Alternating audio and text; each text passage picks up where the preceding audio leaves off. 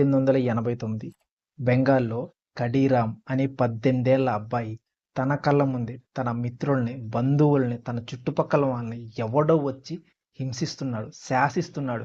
వాళ్ళని బానిసలుగా చూస్తున్నాడు. ఇదంతా చూసిన ఖడీరామ్‌కి దేశానికి స్వతంత్రం ఎంత ముఖ్యమో అర్థమైంది.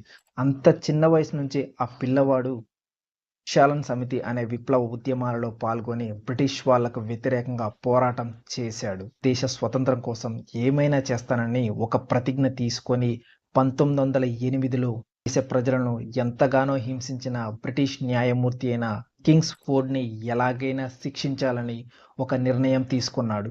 పథకం ప్రకారం ముజాఫర్పూర్లో ఆ బ్రిటిష్ అధికారిపై ఖడీరామ్ బాంబు దాడి చేశాడు. కానీ ఆ అధికారి తప్పించుకున్నాడు. ఆ తర్వాత కొన్ని రోజుల తర్వాత ఈ ఖడీరామ్‌ని బ్రిటిష్ అధికారులు పట్టుకొని అతనికి ఉరిశిక్ష విధించాడు. తనకి ఉరి వేసేటప్పుడు ఆ 18 ఏళ్ల ఖడీరామ్ ఒకే మాట చెప్పాడు.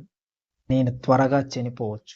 కానీ నేను మళ్ళీ వచ్చి ఈ బ్రిటిష్ ప్రభుత్వం మీద మరొకసారి విప్లవ ఉద్యమం చేస్తాను.